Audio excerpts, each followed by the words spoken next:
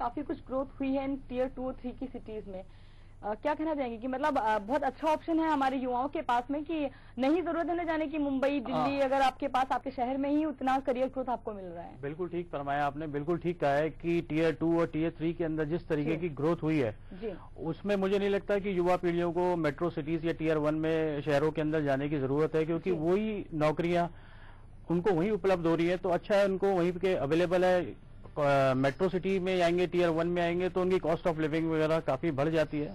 अगर वही सब चीजें अगर उनको टियर 2 और टियर 3 में मुहैया हो रही है तो बेटर वही है, वही ऑप्शन है, वहां जॉब करें आप, अच्छा रहेगा आपके लिए। जी, लेकिन इसमें एक सवाल है मेरा आशीष जी, जैसे कि छोटे शहरों की अगर हम बात करें, हम नॉर्मली हमारे जो हमारी जो कॉलेज लाइफ होती है, हमारी स्कूलिंग होती है, हम छोटे शहरों में करते हैं। हमारी जब जॉब की बात आती है तो हमेशा मेट्रो सिटी की तरफ रुख करते हैं, क्योंकि हमें लंबा करियर खींचना है। हमें लगता है कि जिस शहर में हम रह रहे हैं शायद वहां पर हमारा करियर ग्रोथ उतना अच्छा नहीं हो पाएगा। लेकिन हम एजुकेशन की बात करें तो क्या वो भी पॉसिबल है कि हम छोटे शहरों में रहते हुए ही हम वहां पे करियर ग्रोथ करें? हाँ बिल्कुल ठीक है। ऐसा आजकल ऐसा नहीं है कि छोटे शहरों में अच्छे इंस्टीट्यूट या अच्छे स्कूल्स नहीं है। हर स्कूल जितने भी ब्रांडिंग है मेट्रो सिटीज के, उन्होंने सबने अपनी फ्रेंचाइजी वगैरह सब वहीं खोल रखी है। स्टैंडर्ड ऑफ उनकी स्टडिंग क्वालिटी हर चीज एकदम जैसे सेम है जैसे मेट्रो सिटीज में होती है, टियर 1 के शहरों में होती है। तो हार्डली उससे कोई फर्क नहीं पड़ता। तो एजुकेशन भी अगर आप वहां करना चाहें तो वेल एंड गुड, कोई ऐसा नहीं है कि कोई डिस्क्रिमिनेशन है या कोई सिलेबस में या कोई फर्क है पढ़ाई के स्टैंडर्ड में, क्वालिटी में, ऐसा कुछ नहीं है। जी, जैसा कि हमने भी एक रिपोर्ट में भी दिखाया था और दीपा जी भी बता रही थी कि फ्रेंचाइजीज जो हैं वो शायद छोटे शहरों में बहुत ज्यादा हो गई हैं और ये भी एक रीजन है करियर ग्रोथ का। बिल्कुल ठीक फरमाया दीपा जी ने कि जैसे फ्रेंचाइजी काफी बढ़ चुकी है, हर कंपनी, हर कोई भी इंस्टीट्यूट, कोई भी जॉब प्लेसमेंट्स, कोई इंडस्ट्रीज, ये सारी टियर 2 और टियर 3 की तरफ ही जा रही है और वहां पे काफी ग्रोथ हुई है। उस ग्रोथ से क्या युवा पीढ़ियों को बहुत अच्छा फायदा हो रहा है कि उनको जॉब प्लेसमेंट्स वगैरह सब इजीली वहीं पर ही अवेलेबल होती है, तो उनको टियर 1 के शहरों में जाने की जरूरत ही नहीं है। जी बिल्कुल। अगर हम फ्रेंचाइजीज की बात करें तो कौन कौन से ऐसे फील्ड्स हैं जिनमें फ्रेंचाइजीज बहुत ज्यादा है छोटे शहरों में, या फिर उनमें करियर के ऑप्शंस भी बहुत ज्यादा है आपके लिए? देखिए, फ्रेंचाइजी आप कोई भी ले लें, कोई मल्टीनेशनल कंपनीज भी हैं, वो भी उसी तरफ जा रही है, चाहे प्राइवेट सेक्टर लें चाहे आप गवर्नमेंट सेक्टर्स लें। सरकार दोनों तरीके से ही हेल्पफुल है, सहायता कर रही है युवा पीढ़ियों के लिए। तो कोई भी इंडस्ट्री हो, जैसे बैंकिंग है, इंश्योरेंस है, और भी कई सारी फील्ड्स हैं जिनके अंदर आप चाहते हैं, जो आप चाहते हैं, जो आपको आपके मन के हिसाब से आप चाहते हैं, चूज करना चाहते हैं, वो आपको वहीं पर अवेलेबिलिटी है, तो आप उससे ग्रोथ कर सकते हैं। बिल्कुल आशीष जी, और हमारे साथ हमारे कॉलर जुड़ चुके हैं केसी गुप्ता जी। गुप्ता जी, स्वागत है आपका ऑल इज वेल में। बताइए क्या पूछना चाहते हैं सवाल? मैम ये हेलो जी, मैं ये पूछना चाह रहा था मैम, बीटेक है मेरा बेटा, डीसी से की है जी, वो सर्विस पे है, वो सर्विस करते हुए कहाँ मतलब आगे और एजुकेशन पा सकता है जो अपना करियर ग्रोथ के लिए?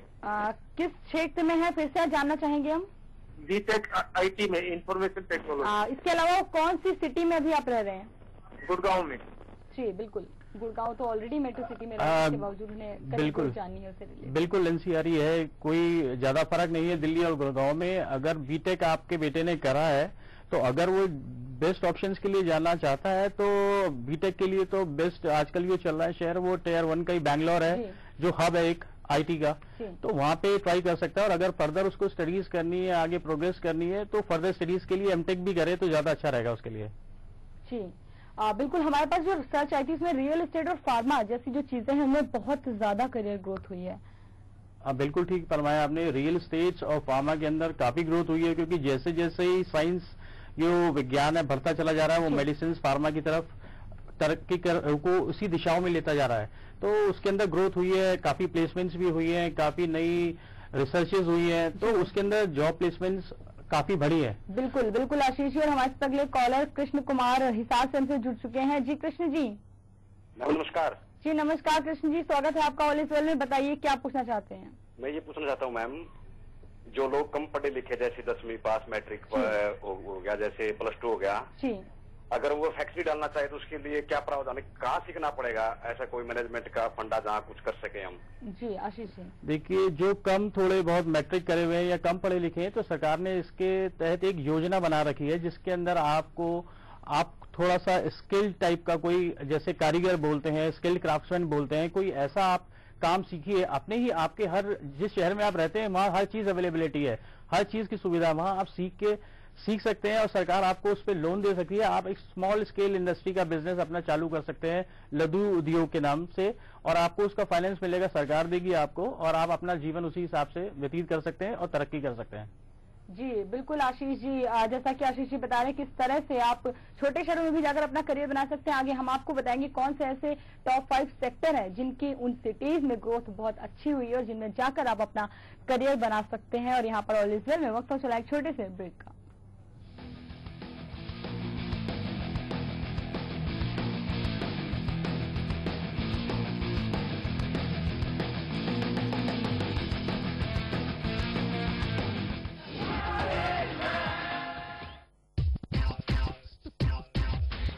एक लाइफ है इसे यूं न गवाओ, जिंदगी के गाड़ी को जोश से चलाओ, जी भर के जी लो बस दिन 2-4, बाकी सब छोड़ो थोड़ा जोश दिखाओ यार।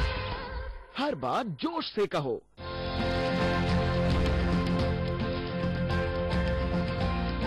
कैसे होगी दूसरी हरित क्रांति, कब सुधरेगी खेतों की तस्वीर, कैसे बनेगी किसानों की बात, नई तकनीक और नए इरादों के साथ हम देंगे हर सवाल का जवाब अपने कार्यक्रम कृषि समाधान में।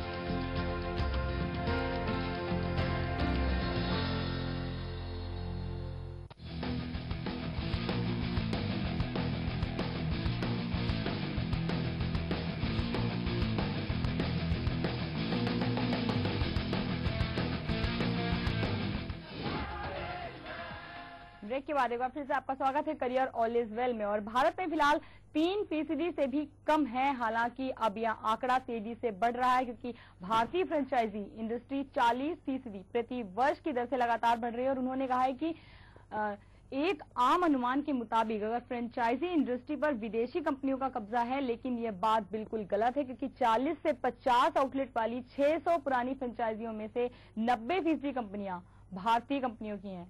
और विशेषज्ञों का कहना तो यहाँ तक है कि जैसे जैसे ब्रांड और फ्रेंचाइजी भारत का विस्तार होगा, वैसे वैसे लोगों के लिए नई नौकरियों की संभावना होगी। तो चलिए आपको दिखाते हैं ये रिपोर्ट कि जनवरी 2010 से मार्च 2011 तक टियर 2 की ग्रोथ स्थिति की अगर हम बात करें तो पुणे में 21.5, और जहां पर top 5 employment sector IT, ITES, banking, education, automobiles है। वहीं लखनऊ में 15.5 और एजुकेशन, बैंकिंग, FMCG, इंश्योरेंस और ITES जैसे क्षेत्र है। पांडिचेरी की अगर बात करें तो वहां पर ग्रोथ आपका 11.5 और एविएशन, बैंकिंग, एनर्जी, FMCG और हॉस्पिटैलिटी। और अगर सूरत की बात करें तो 10% इसकी ग्रोथ हुई है और वहां पर आर्किटेक्चर, बैंकिंग, इंजीनियरिंग, टेलीकॉम और टेक्सटाइल है। इसके अलावा चंडीगढ़ की अगर हम बात करें तो जहां पर ग्रोथ 9.80 है, लेकिन एविएशन, ऑटोमोबाइल्स, कंस्ट्रक्शन, इलेक्ट्रॉनिक और टेक्सटाइल जैसे जो फील्ड है वहां पर ग्रोथ हुई है। इसके अलावा टियर 2 सिटीज की अगर हम बात करें तो वहां पर रांची में 17.8 जो ग्रोथ हुई है। इसके अलावा एनर्जी, कंस्ट्रक्शन, मेटल्स, इलेक्ट्रॉनिक्स और टेलीकॉम में जो सेक्टर है उसमें बहुत अच्छी ग्रोथ है।